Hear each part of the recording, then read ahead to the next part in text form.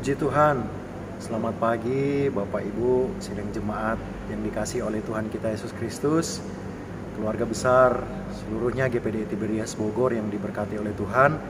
Pada saat pagi hari ini, sebelum kita memulaikan aktivitas kita sama-sama rindu untuk persiapkan hati kita untuk kita mau mendengarkan renungan singkat pada saat pagi hari ini. Tapi sebelumnya itu, siapkan hati kita tundukkan kepala dan kita bersatu hati dalam doa. Terima kasih Tuhan Yesus, kami bersyukur karena anugerah Tuhan yang begitu melimpah dalam kehidupan kami. Sehingga Tuhan pada saat pagi hari yang indah ini, hari yang baru, Tuhan masih izinkan kami untuk boleh ada, untuk boleh menikmati apa yang sudah Tuhan berikan bagi hidup kami. Oleh sebab itu hati kami bersuka cita, kami berterima kasih untuk kebaikan Tuhan dalam kehidupan kami. Bapa yang baik, pada saat pagi hari ini kami akan mendengarkan kebenaran firman-Mu. Berbicaralah Tuhan bagi hamba-Mu, sehingga kami semua dapat mendengarkan firman Tuhan yang Tuhan sendiri memberikan pesan bagi setiap pribadi kami yang akan mendengarkan. Terima kasih Tuhan, kami siapkan hati kami dalam nama Tuhan Yesus Kristus. Haleluya, puji Tuhan. Amin. Puji Tuhan. Mari Bapak Ibu, kita sama-sama membuka kebenaran firman Tuhan yang terambil dalam Kisah Rasul pasal yang ke-8 ayat yang ke-26. Kisah Rasul 8 ayat yang ke-26 saya akan bacakannya dan Bapak Ibu Saudara semua boleh memperhatikannya. Di situ dikatakan, kemudian berkatalah seorang malaikat Tuhan kepada Filipus, katanya, bangunlah dan berangkatlah ke sebelah selatan menurut jalan yang turun dari Yerusalem ke Gaza. Jalan itu jalan yang sunyi. Nah, puji Tuhan. Tema besar yang kita akan bahas renungan pada pagi hari ini berbicara tentang bagaimana Alkitab disampaikan kepada manusia. Puji Tuhan. Bapak Ibu Saudara yang dikasihi oleh Tuhan, Alkitab yang kita baca ini yang bentuknya tertulis seperti yang sekarang ini, Allah punya 3 cara, atau Allah juga punya ada upaya yang Allah lakukan untuk kemudian dia berfirman, untuk kemudian dia menyampaikan kebenaran kepada manusia. Yang pertama ditulis di sini, Allah mewahyukan kebenarannya, artinya ia mengungkapkan kebenarannya kepada penulis Alkitab.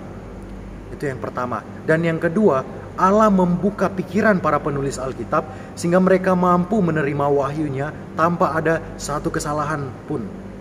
Dan yang ketiga, Allah bekerja dalam diri penulis Alkitab sehingga mereka dapat menuliskan wahyu yang telah diterima itu dengan benar dan kembali tanpa ada kesalahan sedikit pun. Nah, Bapak Ibu, di dalam mewahyukan atau menyatakan kebenarannya, Allah memakai berbagai sarana, misalnya dengan perantaraan malaikat ataupun melalui impian, suara yang terdengar atau penglihatan.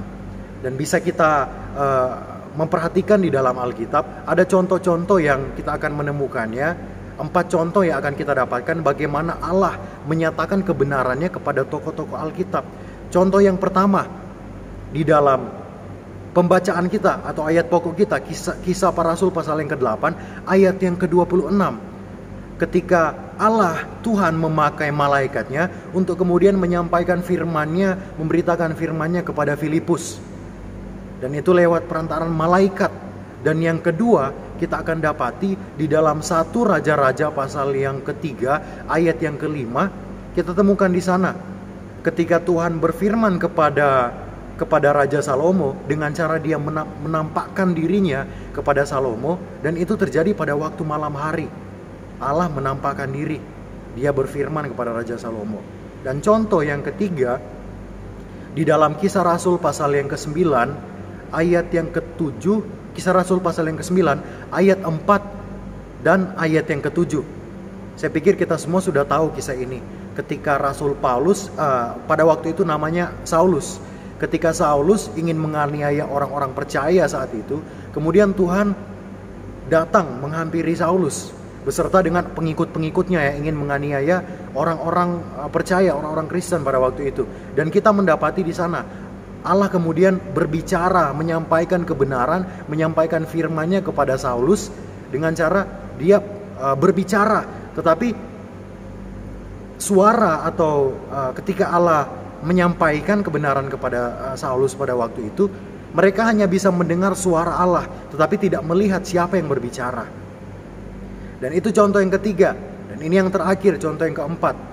Ananias, ketika kita sudah tahu kisah mengenai Ananias, ketika Allah berfirman, Allah menyatakan kebenarannya juga kepada pribadi Ananias ini lewat apa? Lewat penglihatan pada waktu itu.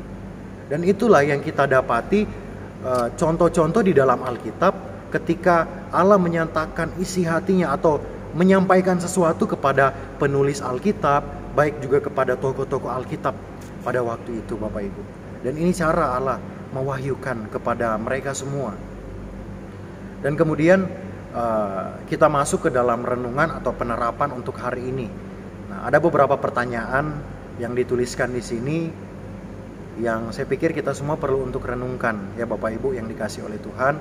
Pertanyaan yang pertama, di sini dicatat, pernahkah Anda mendapat mimpi yang berisi pesan Tuhan kepada Anda? Dan ini merupakan pengalaman pribadi kita, ya kita jawab dalam hati kita masing-masing. Pertanyaan yang pertama, pernahkah Anda mendapat mimpi yang berisi pesan Tuhan kepada Anda? Dan kembali Bapak Ibu Saudara yang dikasih oleh Tuhan, mimpi itu dapat, kita sudah belajar tadi bahwa mimpi ini menjadi sarana Allah untuk berbicara kepada manusia. Tetapi kembali mimpi atau pesan Tuhan yang disampaikan Allah kepada kita lewat mimpi ini, kita perlu menguji itu lewat firman Tuhan, lewat Alkitab. Karena kenapa? Itu perlu sekali untuk harus diuji. Karena ketika tidak diuji, maka semua akan menjadi keliru, semua akan tidak menjadi sesuai dengan kebenaran firman Tuhan. Dan banyak orang bisa jadi juga disesatkan dengan hal tersebut. Dan itu kan sudah banyak sekali terjadi di mana-mana, Bapak Ibu. Ketika tidak disesuaikan dengan firman Allah, maka banyak menyesatkan orang-orang. Ketika isi firman Tuhan kita lihat, harus mimpi itu disampaikan, mimpi itu menjadi pesan Tuhan dalam kehidupan kita, harus dilandasi oleh kebenaran firman Tuhan. Karena ketika tidak dilandasi dengan firman Tuhan akan menjadi keliru. Dan kita yakini dan kita tahu bahwa Alkitab atau firman Tuhan itu merupakan otoritas tertinggi dari pernyataan kebenaran Allah kepada manusia. Ya. Jadi segala sesuatunya itu berdasarkan firman Tuhan, Bapak Ibu. Nah, oleh sebab itu firman Allah yang jadi landasan untuk kemudian kita bisa berpatokan dengan mimpi yang kita dapatkan, di mana itu berisi pesan Tuhan. Itu pertanyaan yang pertama. Dan pertanyaan yang kedua adalah, pernahkah Anda membaca suatu ayat Alkitab dan merasa sulit untuk mengertinya? Nah, saya pikir ini juga tidak hanya terjadi di kalangan jemaat-jemaat Tuhan, tetapi di kalangan hamba-hamba Tuhan pun seperti itu. Seringkali ada beberapa ayat-ayat atau kalimat-kalimat yang di dalam Alkitab yang membuat kita cukup bingung. Kita kadang susah mengerti di dalam apa yang dimaksudkan di ayat tersebut. Tetapi dari situlah Bapak Ibu, kita semua sama-sama belajar bahwa memang untuk mengerti Alkitab, kebenaran firman Tuhan, tidak cukup hanya hikmat manusia saja. Tidak cukup berpikir secara manusiawi saja Bapak Ibu. Tetapi perlu sekali yang namanya Roh Kudus untuk kemudian menerangi pikiran kita. Dalam Yohanes 14 ayat yang ke-26, Roh Kudus inilah yang harus ada dalam kehidupan kita untuk kemudian memberikan pengertian kepada kita, memberikan penerangan bagi pikiran kita supaya kita dapat mengerti apa yang Tuhan sampaikan dalam kehidupan kita semua. Gitu. Dan juga di dalam ayat yang sudah saya sebutkan tadi, Yohanes 14 ayat yang ke-26, di situ juga kita belajar bahwa tanpa pertolongan Roh Kudus, tidak mungkin manusia itu dapat mengerti firman Allah. Amin. Bapak Ibu yang dikasih oleh Tuhan.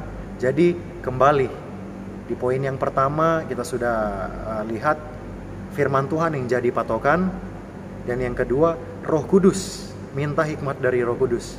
Jadi firman dan Roh Kudus ini tidak akan pernah berpisah dalam kehidupan kita semua. Dan inilah yang menuntun setiap kehidupan orang-orang percaya. Amin firman Tuhan. Dan Tuhan Yesus memberkati kita semua. Kemudian kita masuk ke dalam ayat hafalan. Ayat hafalan kita di dalam 2 Timotius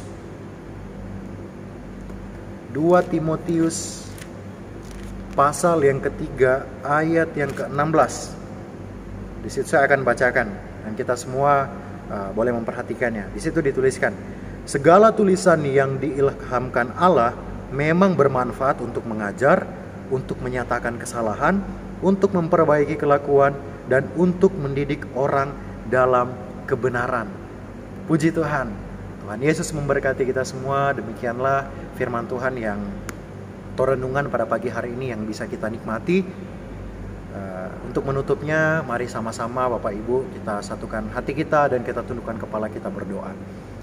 Haleluya. Terima kasih Tuhan, kami mengucap syukur lewat kebenaran firman Tuhan yang sudah kami dengarkan pada saat pagi hari ini. Biarlah ini memberikan penerangan bagi hati kami, memberikan pengertian bagi kehidupan kami, bahwa firman Tuhan inilah yang harus menjadi landasan dan Roh Kudus yang memampukan kehidupan kami untuk kami dapat mengerti akan hari-hari yang kami lalui, akan kebenaran firman-Mu yang Tuhan sampaikan bagi kehidupan kami. Bapa dalam kerajaan sorga, kembali Tuhan, sebelum kami melakukan setiap aktivitas kami ke depan, sepanjang hari ini kami menyerahkan tubuh, jiwa, roh, hati, pikiran kami ke dalam tangan Tuhan.